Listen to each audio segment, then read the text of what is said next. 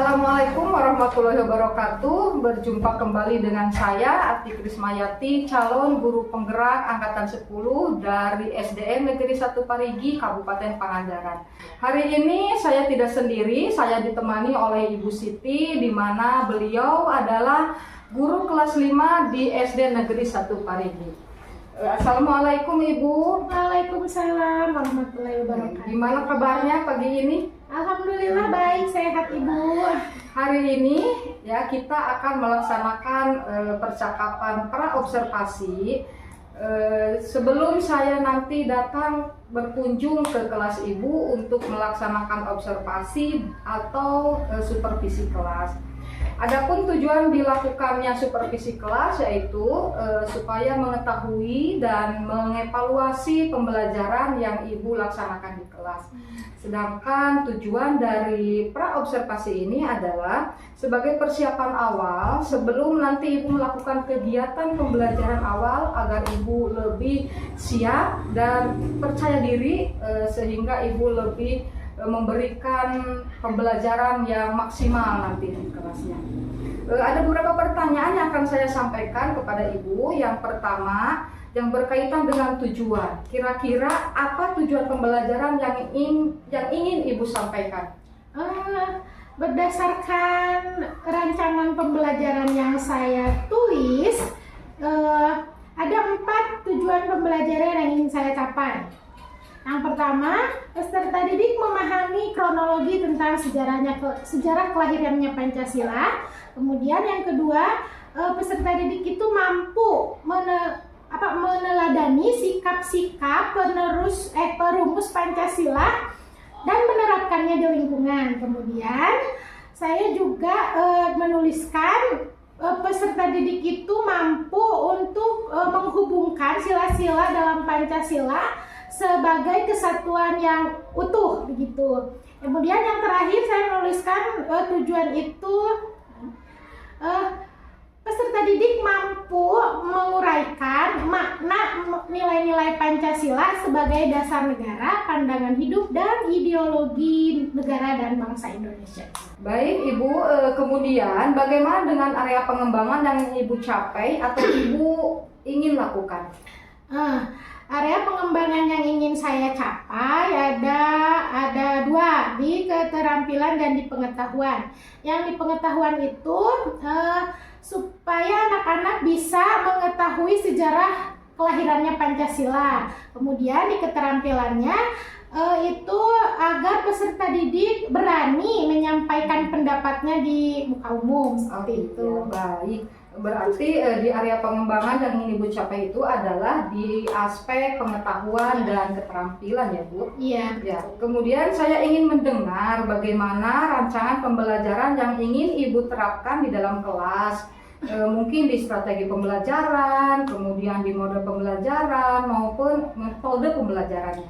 Baik, untuk strategi yang akan saya gunakan adalah pembelajaran yang berdiferensiasi berdasarkan kepada kemampuan belajar siswa yang diintegrasikan dengan pembelajaran sosial dan emosional. Nah, kemudian saya akan melakukan pembagian kelompok sesuai dengan kemampuan, keterampilan dan keaktifan siswa. Nah, untuk metodenya saya akan menggunakan metode pembelajaran berbasis masalah atau yang sering kita kenal itu problem. Ya, betul itu. Terus untuk metodenya saya akan menggunakan metode belajar diskusi kelompok, tanya jawab dan penugasan. Baik Ibu, jadi rencana yang akan Ibu laksanakan dan Ibu terapkan di kelas yaitu dengan menggunakan strategi berdiferensiasi yang diintegrasikan dengan pembelajaran sosial emosional, kemudian menggunakan model pembelajaran program based learning atau PBL ya, dan juga dengan metode diskusi kelompok, kemudian tanya jawab, juga penugasan gitu ya, seperti itu ya Bu? Iya. Nah, sekarang bagaimana dengan media pembelajaran yang akan Ibu gunakan di dalam kelas? Untuk media pembelajarannya mungkin nanti saya akan menggunakan LKPD, slide PowerPoint, dan laptop. Oh iya, kira-kira kapan Ibu akan melaksanakan pembelajaran tersebut? Mungkin hari ini saya akan melaksanakan pembelajaran ini di jam pelajaran keempat dan kelima setelah istirahat mungkin, Bu. Oh iya. Baik, kalau begitu hari ini di jam keempat dan kelima nanti saya akan datang berkunjung ke kelas Ibu untuk melaksanakan observasi atau supervisi kelas ya. Sebelum kita akhiri, kira-kira apa yang Ibu dapatkan dari hasil percakapan ini? Mungkin saya jadi mendapatkan gambaran media apa yang akan saya gunakan nanti, dan saya juga bisa mempersiapkannya dari sekarang. Baik Ibu, terima kasih sudah berkenan meluangkan waktu untuk melakukan percakapan praobservasi, dan mungkin nanti saya di jam keempat dan kelima akan berkunjung ke kelas Ibu untuk melaksanakan observasi atau supervisi kelas. Demikian percakapan saya dengan Ibu Siti. Sampai ketemu di observasi kelas dan juga percakapan pasca observasi. Wassalamualaikum warahmatullahi wabarakatuh.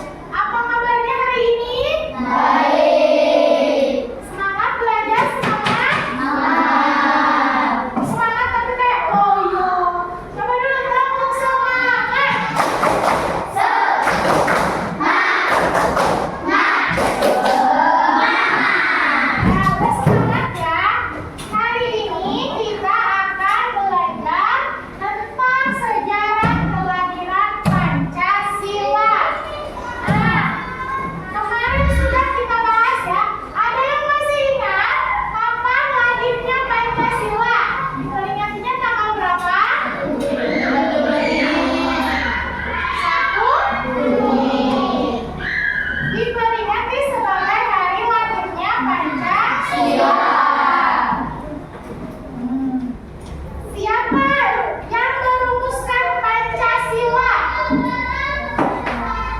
Yang kemarin siapa? Cung? Angkat tangan.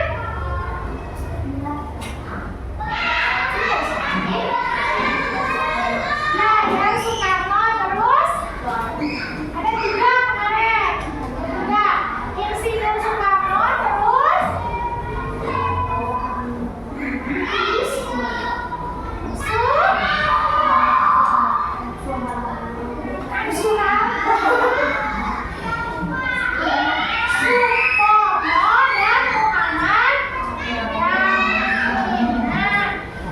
Sekarang kita akan melihat video bagaimana tentang sejarah lahirnya Pancasila.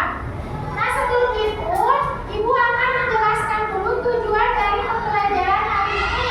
Nah, tujuan dari pembelajaran hari ini adalah ada yang pertama, agar kalian bisa memahami kronologis sejarah lahirnya Pancasila. Yang kedua, mampu meneladani sikap para perumus Pancasila dan menerapkannya dalam lingkungan sekitar. Terus yang ketiga, mampu menghubungkan sila-sila Pancasila dengan menjadi kesatuan yang utuh. Pancasila itu ada berapa? 5. Ada 5. Yang pertama, Tuhan Yang Maha Esa. 2, Pancasila.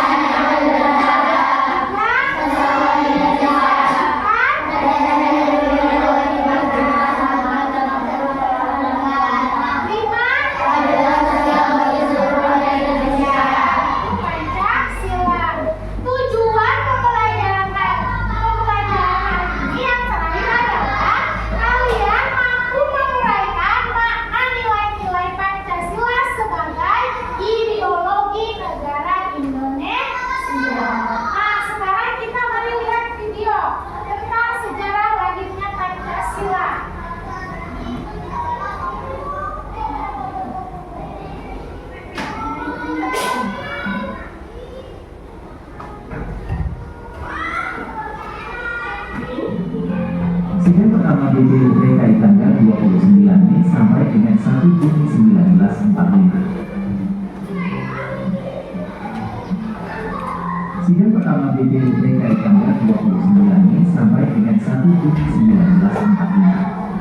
Sidang pertama DPU DKI diadakan pada tanggal 29 Mei hingga 1 Juni 1945. Dalam sidang ini, para anggota DPU DKI membahas berbagai usulan mengenai dasar negara. Pada tanggal 1 Juni 1945, Insinyur Soekarno menyampaikan pidato mengenai sejarah yang kemudian dikenal sebagai lahirnya Pancasila. Dalam pidato ini, Soekarno mengusulkan 5 dasar negara yang terdiri dari 1. Kebangsaan Indonesia, yaitu menciptakan persatuan bangsa Indonesia. 2. Internasionalisme atau kemanusiaan, yaitu menghormati hak asasi manusia dan saling menghormati antar bangsa. 3. Mufakat atau demokrasi, yaitu menekankan pentingnya musyawarah dan demokrasi dalam pengambilan keputusan. 4. Kesejahteraan sosial, yaitu mewujudkan keadilan sosial bagi seluruh rakyat Indonesia. 5. Ketuhanan Yang Maha Esa, yaitu mengakui keberadaan Tuhan Yang Maha Esa dan menghormati kebebasan beragama.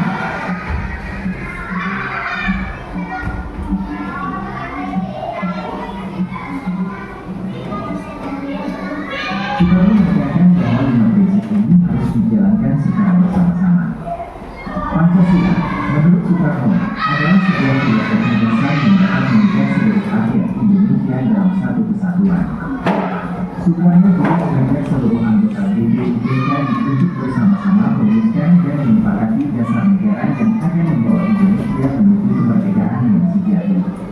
Pidato Soekarno pada 1 Juni 1945 adalah sebuah deklarasi visi tentang Indonesia yang merdeka, bersatu, adil, dan makmur. Gagasan Pancasila yang dia sampaikan menjadi dasar filosofis dan ideologis bagi negara Indonesia yang kemudian dirumuskan dan disahkan sebagai dasar negara dalam pembukaan Undang-Undang Dasar 1945. Pidato ini mencerminkan semangat kebangsaan, demokrasi yang berkeadilan,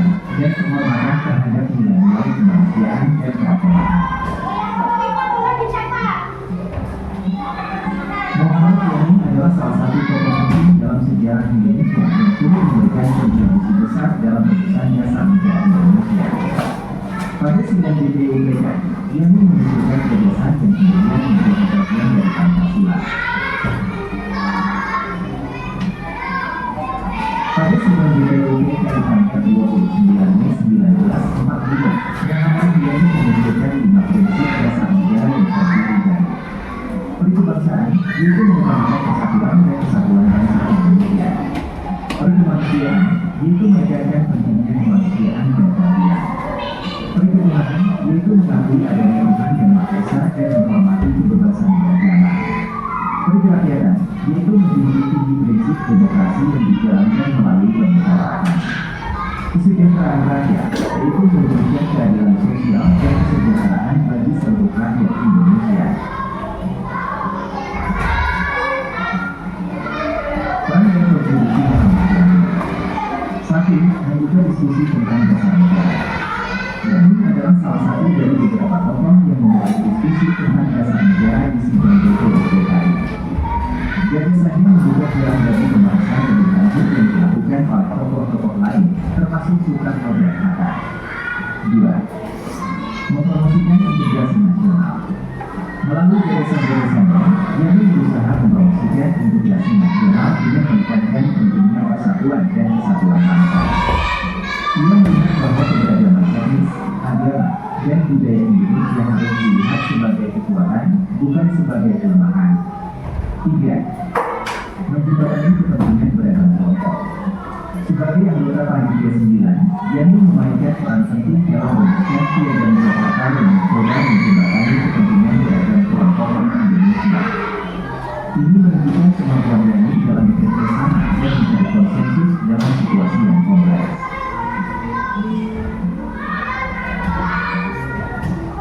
Dr. Rajivan Junior adalah Ketua Badan Penyelidik Usaha Persiapan Kemerdekaan Indonesia atau BPUPKI dan peranannya sangat penting dalam proses perumusan dasar negara Indonesia. Meskipun ia lebih dikenal karena kepemimpinannya dalam BPUPKI daripada karena gagasan-gagasannya sendiri, Dr. Rajivan memberikan peran penting dalam mengarahkan dan memfasilitasi diskusi mengenai dasar negara. Peran Dr. Rajivan diingat dalam sidang BPUPKI. 1. Memfasilitasi diskusi tentang dasar negara. Sebagai Ketua BPUPKI, Dr. Rajivan diingat memfasilitasi diskusi mengenai dasar negara. Ia mencoba membagi berbagai pandangan dari anggota BPUPKI dan mendorong diskusi yang konstruktif. Sidang objektif ini membantu menciptakan suasana yang kondusif untuk merumuskan dasar negara. 2. Menyajikan pandangan tentang negara dan kemerdekaan. Dalam berbagai kesempatan, Dr. Rajivan mengemukakan pandangannya tentang pentingnya adanya dasar negara yang dapat menyatukan keberagaman di Indonesia. Ia percaya bahwa dasar negara harus mencerminkan nilai-nilai kemanusiaan, keadilan, dan persatuan, serta mampu mengakomodasi berbagai kepentingan dan aspirasi rakyat Indonesia.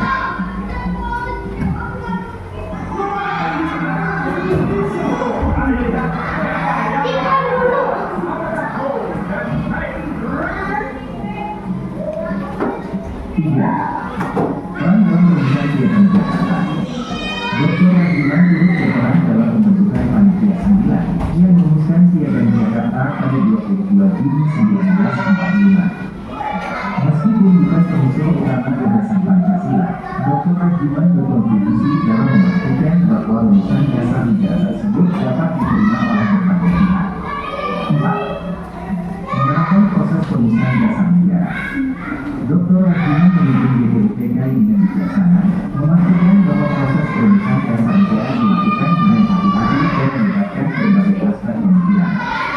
Ia menjadi pentingnya mencapai kesepakatan di antara berbagai kelompok dan pandangan yang ada di Indonesia saat itu.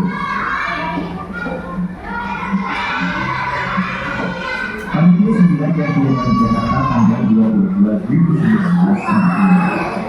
Setelah sidang pertama BPUPKI, dibentuklah Panitia 9 yang bertugas merumuskan kembali dasar negara berdasarkan usulan-usulan yang telah disampaikan. Pada tanggal 22 Juni 1945, Panitia 9 menghasilkan Piagam Jakarta yang membuat rumusan Pancasila sebagai dasar negara. Rumusan tersebut adalah: 1. Ketuhanan dengan kewajiban menjalankan syariat Islam bagi pemeluk-pemeluknya. 2. Kemanusiaan yang adil dan beradab. 3. Persatuan Indonesia. 4. Kerakyatan dibimbing pada hikmat kebijaksanaan dalam pemusyawaratan perwakilan. 5. Keadilan sosial bagi seluruh rakyat Indonesia. Sidang kedua WPUP dari tanggal 10 sampai dengan 16 Juli 1945. Sidang kedua WPUPK diadakan pada tanggal 10 hingga 16 Juli 1945. Dalam sidang ini, rumusan dasar negara yang termuat dalam Piagam Jakarta dibahas lebih lanjut dan diterima sebagai dasar negara Indonesia yang akan merdeka. Proklamasi Kemerdekaan Indonesia tanggal 17 Agustus 1945. Pada tanggal 17 Agustus 1945, Soekarno dan Muhammad akan memproklamasikan kemerdekaan Indonesia. Setelah proklamasi, dilakukan pertemuan untuk membahas dan menyusun konstitusi negara. Sidang PPK dengan pengesahan Pancasila tanggal 18 Agustus 1945. Setelah proklamasi kemerdekaan, Panitia Persiapan Kemerdekaan Indonesia atau PPK mengadakan sidang pada tanggal 18 Agustus 1945. Dalam sidang ini, PPK mengesahkan Undang-Undang Dasar 1945 yang di dalam pembukaannya tercantum rumusan Pancasila sebagai dasar negara dengan sedikit perubahan pada sila pertama yang menjadi ketuhanan yang Maha Esa. Pancasila sebagai dasar negara. Pancasila yang telah disahkan menjadi dasar negara Indonesia dan tercantum dalam pembukaan Undang-Undang Dasar 1945. 5 sila Pancasila tersebut adalah: 1. Ketuhanan yang Maha Esa. 2. Kemanusiaan yang adil dan beradab. 3. Persatuan Indonesia. 4. Kerakyatan dibimbing pada hikmat kebijaksanaan dalam pemusyawaratan perwakilan. 5. Keadilan sosial bagi seluruh rakyat Indonesia. Pancasila lahir dari proses panjang perjuangan dan pemikiran para pendiri bangsa. Dengan segala tantangan dan dinamika yang terjadi, Pancasila berhasil dirumuskan dan ditetapkan sebagai dasar negara Indonesia. Nilai-nilai yang terkandung dalam Pancasila menjadi landasan bagi kehidupan berbangsa dan bernegara, serta menjadi pedoman dalam mewujudkan cita-cita bangsa Indonesia yang merdeka, bersatu, berdaulat, adil, dan makmur.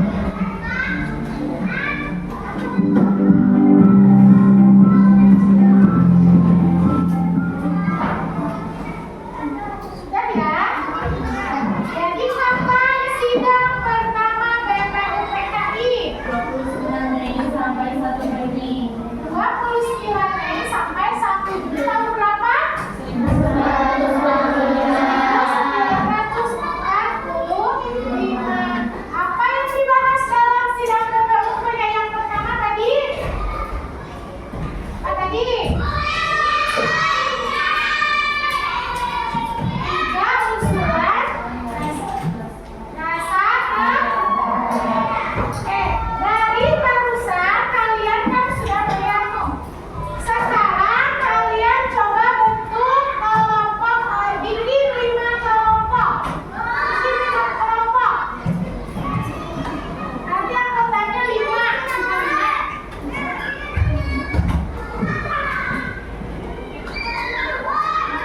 Ya 5. Bikin 5 kelompok sob. Nah, udah. Bikin 5 kelompok. Ini jangan disatuin. Ini satuan. Oh, cepat. Boleh bercepat gitu. Yang ini ke belakang atau bawah. Ini kalau ke belakang boleh. Ini keluar dari mana? Sini ke sini.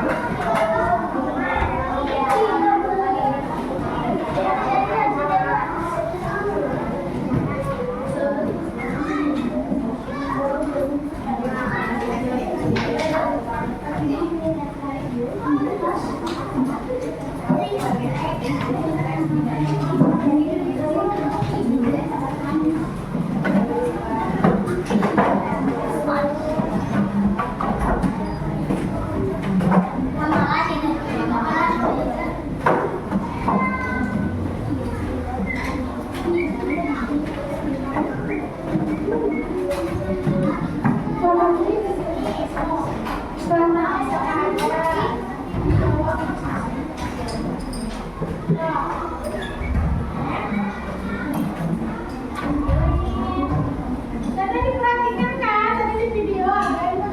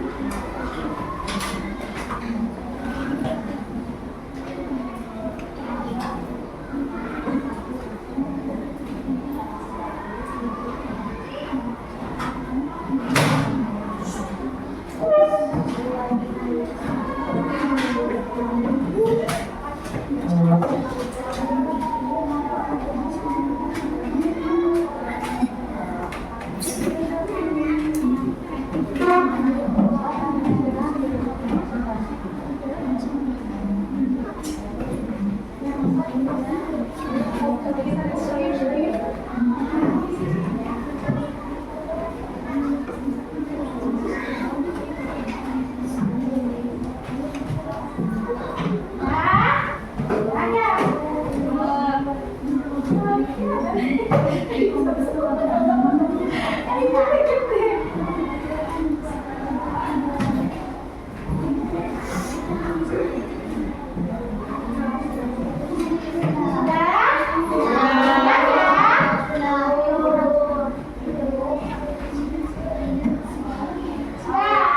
sekarang presentasikan kelompok mana dulu yang mau ke depan. Kelompok mana?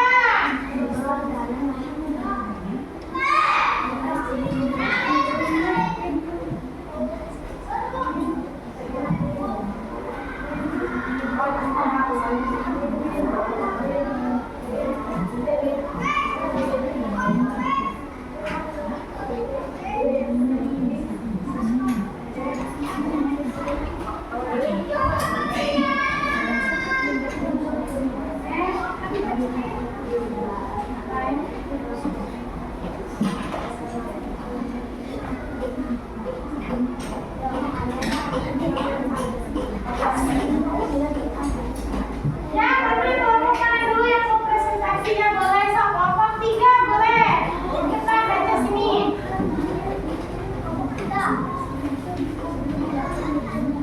Hasil diskusi dari kelompok kami yang pertama, Cok. kronologi sejarah kelahiran Pancasila. Urutan peristiwa penting dalam sejarah kelahiran Pancasila. Yang pertama, BPUPKI pada 29 Mei sampai 1 Juni 1945. Sejarah Insinyur Soekarno pada 1 Juni 1945 yang memutuskan Dewan Dasar Negara. Pembentukan Panitia Sembilan yang memasukkan Piagam Jakarta pada 22 Juni 1945. Yang kedua, BPUPKI pada 10 sampai 16 Juli 1945. Pengesahan Pancasila oleh PPKI pada 18 Agustus 1945. Dua, tokoh penting dalam perumusan Pancasila. Insinyur Soekarno menentukan 5 prinsip dasar negara dalam pidato pada 1 Juni 1945. Dr. Rajiman Wedyo Indrikan, Ketua BPUPKI yang memimpin sidang, Muhammad Yamin, memberikan kontribusi penting dalam perumusan dasar negara. Kedudukan Pancasila, dasar negara. Pancasila menjadi dasar negara Indonesia yang mengandung ketuhanan berbangsa dan bernegara.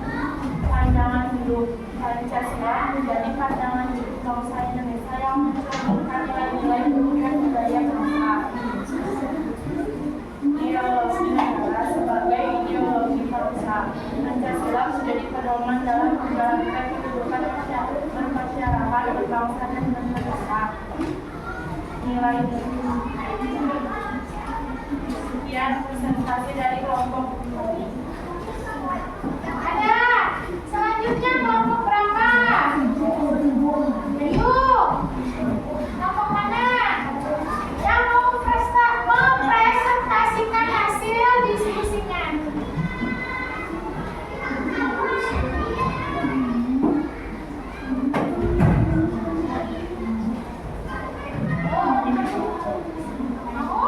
Kelompok mana? Ini kelompok 1 selesai. Kelompok 2 udah. 3. Ayo yang mana lagi? Baca, ayo.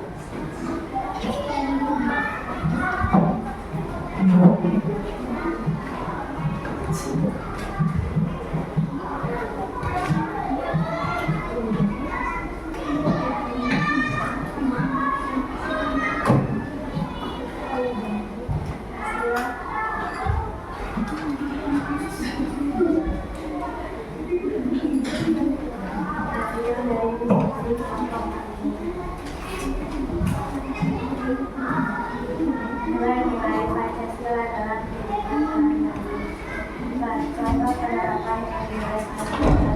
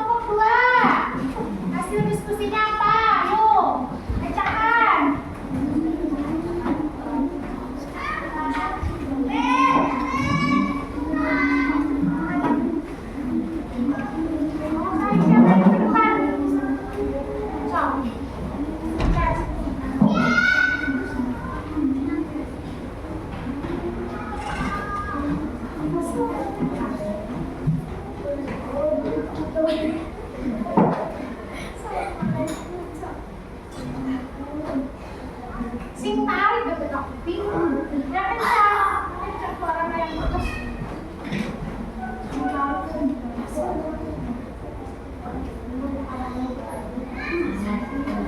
Kedengeran nggak?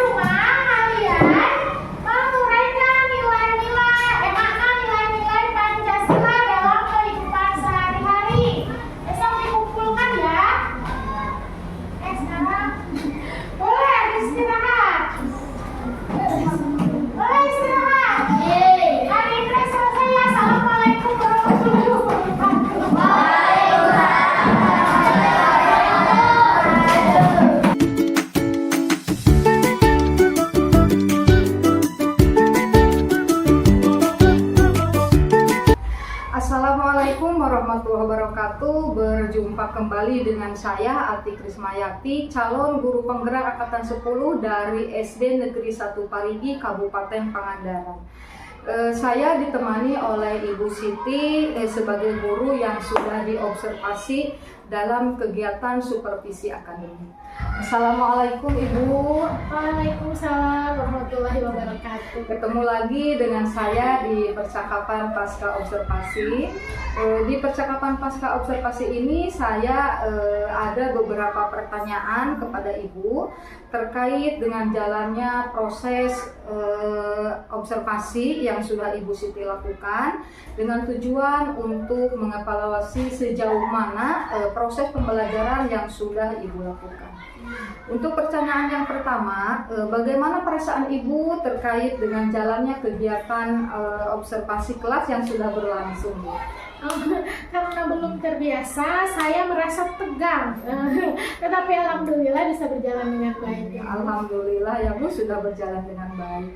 Bisa diceritakan kembali Ibu area pengembangan yang Ibu lakukan di dalam kelas, kemudian langkah-langkah atau tahapan pembelajaran apa yang sudah Ibu lakukan di dalam kelas? Nah, untuk tahapan yang sudah saya lakukan, yang pertama itu saya membuat perangkat pembelajaran. Kemudian untuk area pengembangannya,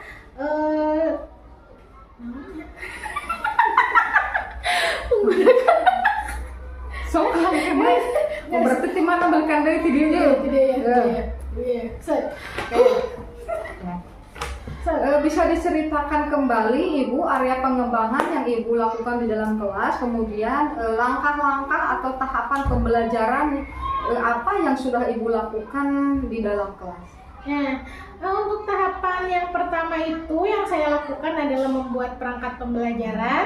Kemudian untuk area pengembangannya menggunakan area pengetahuan sejarah lahirnya Pancasila, dan keterampilannya itu menumbuhkan rasa percaya diri kepada peserta didik agar mereka dapat mengungkapkan pendapatnya di muka umum. Jadi area pengembangan berkaitan dengan pengetahuan dan keterampilan ya Bu. Ya, menurut Ibu area pengembangan mana yang sudah Ibu sampaikan tadi, apakah sudah berhasil dilakukan? Menurut saya alhamdulillah berjalan dengan baik, namun masih ada kekurangannya.